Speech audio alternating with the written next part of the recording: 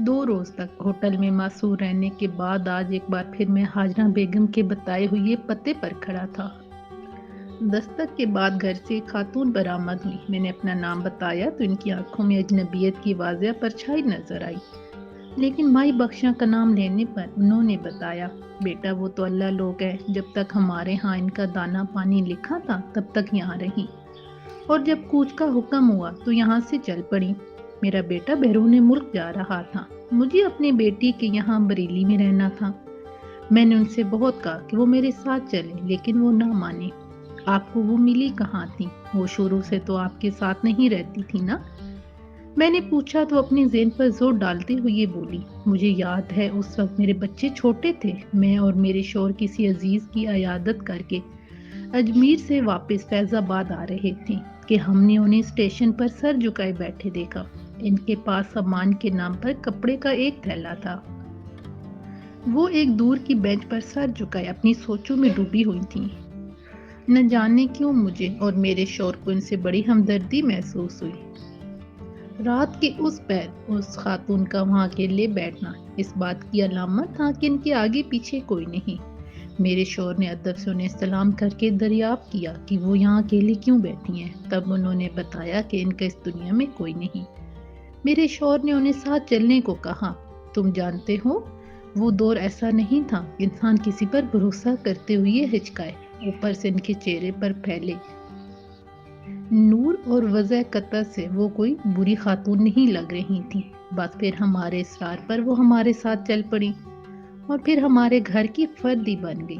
ان سے ساری تفصیلات جاننے کے بعد بھی میری تشفی نہ ہو سکی۔ انہوں نے کبھی بتایا نہیں کہ وہ اس اسٹیشن پر کہاں سے آئی تھیں؟ آخر کوئی تو ہوگا نا ان کا۔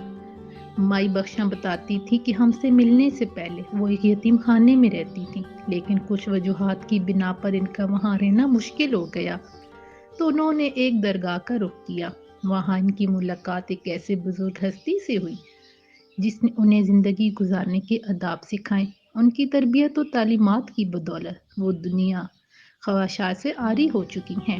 ایک بات بتاؤں بیٹا، ان کی دعا میں بڑی تاثیر تھی۔ میرے کسی بھی بچے کو بخار ہوتا تھا تو ان کے دم کرنے سے بڑا افاقہ ہوتا تھا۔ میں ان کو بہت یاد کرتی ہوں، نہ جانے اب وہ کہاں ہوں گی۔ ویسے تم انہیں کیسے جانتے ہو؟ کیوں ڈھونڈ رہے ہو انہیں؟ تب میں نے اپنے تمام حقیقت حال سے آگاہ کیا اور بتایا کہ اب وہ دلی سے بھی کہیں جا چکی ہیں اور اسی لیے میں انہیں ڈھونڈ رہا ہوں کہ اپنی غلطی کی معافی مانگ سکوں۔ نہ بیٹا، وہ آج تک کسی سے ناراض نہیں ہوئی۔ تم سے تو بالکل بھی نہیں۔ تو تم سے بھی کیوں ہوگی؟ میں نے بتایا نا کہ وہ اللہ لوگ ہے، ہو سکتا ہے وہاں سے بھی کوچ کا حکم ملا ہو، وہ کسی اور مقام پر خلق خدا کے لیے دعا گو ہوں۔ میں نے ان کا شکریہ ادا کرتے ہوئے ان سے رخصت لی۔ ابھی میں دروازے سے نکلا ہی تھا کہ انہوں نے مجھے پکارا۔ ہاں بیٹا، یاد آیا، وہ اکثر اپنے مرشد کا ذکر کرتے ہوئے کہتی تھی کہ وہ بھی ان کے حکم سے ان سے دور ہیں۔ جب بھی ان کا دل گھبرایا وہ ان کے پاس واپس لوٹ جائیں گی، جو شاید اجمیر میں رہتی ہیں۔ یہ بتا کر انہوں نے دروازہ بند کر لیا، لیکن میرے لیے سوچ کے کئی دروازے کھول گئی۔ مجھے لگ رہا تھا کہ اجمیر جا کے یہ گتھی سلجھ جائے گی، اسی لیے میں نے اجمیر کی جانب رخت سفر باندھ لیا۔ کوٹہ چھوڑنے کا فیصلہ دل آرا کے لیے ایک مشکل مرحلہ تھا۔ اس نے کبھی باہر کی دنیا دیکھی ہی نہیں تھی، لیکن اب اس کے من میں بس ایک ہی لگن تھی، اپنا آپ ثابت کرنے کی، کسی کی آنکھوں میں اپنے لیے عزت دیکھنے کی، یہ جاننے کی کیا کہ اس خالق کے ہاں کسی کی کوئی تفریق نہیں۔ بس اسی دن میں وہ استاد جمن کے بتائے پتے پر پہنچ گئی، اور جہاں پہنچی وہاں کی تو دنیا ہی الگ تھی۔ وہاں وہ کسی کو جانتی نہ تھی، لیکن پھر بھی کھلے دل سے ان کا استقبال کیا گیا۔ یہاں دل آرا کو پتہ چلا کہ دنیا ایسی بھی ہوتی ہے جہاں نہ کسی خواہش کا ہونا ضروری خیال کیا جاتا ہے اور نہ کوئی حرص و طمع جگہ بنا پاتی تھی۔ یہ مائی بخشاں کا گھر تھا، جہاں راستہ تلاش کرنے والوں کو ان کی منزل تک پہنچنے کا گر سکھائے جاتے تھے، جہاں خود سے زیادہ دوسرے کا خیال رکھنے کی تربیت دی جاتی تھی۔ دل آرا کو وہاں اپنا تعارف کرانے کی ضرورت ہی نہیں پڑی۔ جس روز وہ مائی بخشا کے گھر پہنچی، ان کے سین میں چھوٹے چھوٹے بچے ریلوں پر سپارے رکھے اپنا سبق یاد کرنے میں مشغول تھے، جبکہ دور بیٹھی بزرگ خاتون آٹے کے چھوٹے چھوٹے پیڑے بنا کر کنڈے میں رکھی رہی تھی اور ساتھ ساتھ بچوں سے کہتی جا رہی تھی کہ جو بچہ اپنا سبق جلدی یاد کرے گا اسے ایک میٹھا پراٹھا دیا جائے گا۔ دل آرا کے دستک پر انہوں نے دروازے کی صرف دیکھا اور اسے اندر آنے کا اشارہ کیا۔ وہ ذرا جھجکتے ہوئے اندر آئی اور اس سے پہلے کہ وہ کچھ کہتی وہ خاتون بول پڑی، بیٹی اگر یہاں آئی ہو تو سوائے اپنے نام کے اور سب کچھ بھول جاؤ، یہ خواجہ نگر ہے، یہاں ماضی نہیں مستقبل سنوارے جاتے ہیں۔ تب دل آرا نے انہیں بتایا کہ کس طرح استاد جمن نے ان کا ذکر کیا تھا اور کس طرح وہ اپنا سب کچھ چھوڑ کر یہاں آئی ہے۔ بیٹا تم روشنی کی تلاش میں آئی ہو اور یہ وہ جگہ ہے جہاں ایک بار جو آتا ہے اس کے دل میں روشنی کا دیا جل ہی جاتا ہے اور پھر وہ کسی نہ کسی کو اس روشنی کی راہ ضرور دکھاتا ہے، بس ساری بات نیتوں کی ہے اور وہ اوپر والا نیتوں کا حال جانتا ہے۔ ان کے لہجے میں ایک حلاوت سی گھلی تھی۔ دل آرا بھی تو کوئی ایسا ہی ٹھکانہ ڈھونڈ رہی تھی جہاں اس کے ظاہر کو نہیں اس کی نیت کو پرکھا جائے، اور مائی بخشا کا ٹھکانہ ایسا ہی محسوس ہوتا تھا۔ ان تک پہنچنا دل آرا کے لیے کار دشوار ہو جاتا اگر استاد جمن کا ایک شاگرد اس کی معاونت کے لیے اس کا شریک سفر نہ ہوتا۔ اس کا انتظام بھی استاد جمن نے ہی کیا تھا اور انہوں نے اپنا وعدہ بھی کیا خوب نبھایا کہ امیرن کے لاکھ پوچھنے پر بھی انہوں نے اس کا کوئی نشان اسے نہیں بتایا۔ وہ صبح کوٹھے میں ایک بری خبر کے ساتھ طلوع ہوئی تھی۔ دل آرا کے چلے جانے کی خبر جنگل کی آگ کی طرح کوٹھے کے کمروں سے جھروکوں تک گردش کر گئی تھی۔ ہر کوئی انگشت بداں تھا، لیکن امیرن اور چمن بہار کا حال تو سب سے برا تھا۔ امیرن کو جہاں اس بات کا دکھ تھا کہ دل آرا نے اسے اس قابل بھی نہیں سمجھا کہ اس سے کوئی مشورہ ہی کر لیتی، تو چمن بہار یہ سوچ کر پریشان تھی کہ دل آرا جو آج تک کبھی باہر نہیں نکلی تھی کہاں جائے گی۔ دل آرا کے کمرے سے ملنے والی اشرفیوں کی تھیلی نے یہ باور کرا دیا تھا کہ وہ امیرن سے ملنے والا اپنا حصہ اسی کو سونپ گئی تھی۔ اسے اس دولت کی چاہ ہی نہیں تھی، وہ تو عزت جیسی انمول دولت کی جستجو میں عازم سفر ہوئی تھی۔ امیرن نے بہت چاہا کہ یہ بات کوٹھے سے باہر نہ نکلے، لیکن ایسا ممکن نہ ہو سکا۔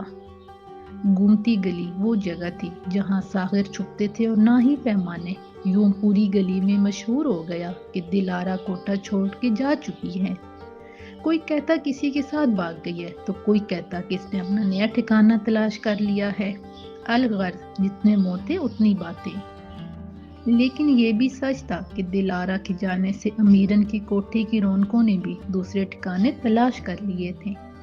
وہ عمرہ اور نواب بھی جو دل آرا کے لیے وہاں آتے تھے اب وہاں قدم رکھنا ہی بھول گئے تھے۔ امیرن چپ چاپ یہ سب دیکھنے اور سہنے پر مجبور تھی۔ اب وہاں رقص گاہ میں ان گھنگروؤں کی چنکار سنائی ہی نہ دیتی تھی جو سیدھی دل تک جاتی۔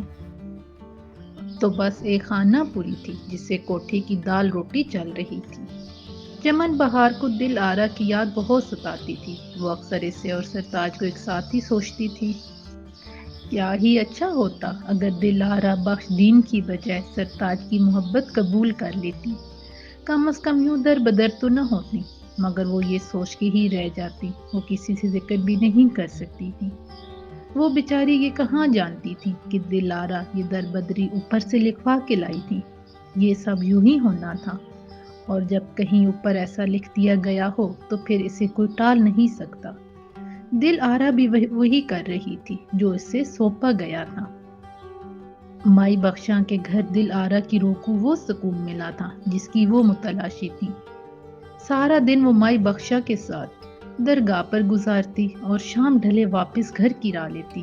درگاہ پر اس کا کام آنے والوں کے لیے رکھے گئے پانی کے گھڑے بھرنا تھا، جبکہ مائی بخشا کے پاس مختلف خواتین اپنے مسائل بیان کرنے آتی تھیں یا کبھی کبھی یوں ہی دل کا بوجھ ہلکا کرنے۔ ان کے ہاتھ میں ہر وقت ایک تصویر رہتی تھی جس پر وہ مختلف وظائف کا ورد رکھتی تھیں۔ رفتہ رفتہ انہوں نے دل آرا کو بھی مختلف تسبیحات سے شناسا کیا، نماز اور دیگر ارکان سے آگاہی کروائی، پیارے رب کی وحدانیت کی پہچان کرائی اس سے اور کیا چاہیے تھا؟ اس سے مانو سکون مل رہا تھا، منزل مل رہی تھی اور اپنے من کے سوالوں کے جوابات ملنے پر تشنگی بجھتی جا رہی تھی۔ وہ پورے دل سے مائی بخشاں کی بتائی ہر بات سنتی اور عمل کرنے کی کوشش کرتی۔ البتہ کبھی کبھی اسے بڑی شدت سے لکھنؤ یاد آتا، یہاں اس کی ساری زندگی گزری تھی، اوروں کے لیے چاہے وہ کوچہ وہ کریا بدنام ہی کیوں نہ ہو، لیکن اس کے لیے یادوں کا خزانہ تھی۔ اس کی یہی کھوئی کھوئی کیفیت محسوس کر کے مائی بخشا اسے وہاں کی باتیں کرتی۔ وہ جانتی تھی کہ دل آرا وہاں سے تو آ گئی ہے، لیکن اس کی یاد میں ابھی بھی گھومتی گلی محفوظ ہے۔ کبھی کبھی اسے وہ آواز بھی یاد آ جاتی جس نے اس کی دنیا توبالا کر دی تھی، اور پھر سرتاج یاد آتا۔ اس شخص نے بڑے احسان کیے تھے اور اس پر، اور جاتے جاتے بھی وہ دل آرا کی بات مان گیا تھا۔ اس کے بعد کبھی اس کے سامنے نہیں آیا تھا۔ انہی یادوں کے ساتھ وہ خود کو دریافت کرنے کے سفر سے گزر رہی تھی۔ وقت کا کام گزرنا ہوتا ہے، سو وہ اپنی مخصوص چال سے گزرتا ہی رہتا ہے۔ یہ تو ہمارے احساسات ہوتے ہیں کہ جس کے باعث لگتا ہے کہ کبھی اس کی رفتار تیز ہو گئی ہے اور کبھی وقت کے کانٹے بمشکل سرک رہے ہیں۔ 5 سال کیسے گزر گئے پتہ ہی نہیں چلا۔ لگتا ہی نہیں تھا کہ یہ وہی دل آرا ہے جو کبھی گھومتی گلی کی شان ہوا کرتی تھی۔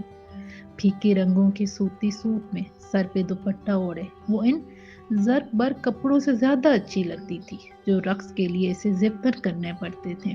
بنا کسی بناؤ سنگھار کے اس کا سادہ چہرہ ایک عجب وقار لیے ہوتا تھا۔ کاجل بھری غلافی آنکھیں اب ہر دم اپنے رب کی عنایت پر نم رہتی تھی۔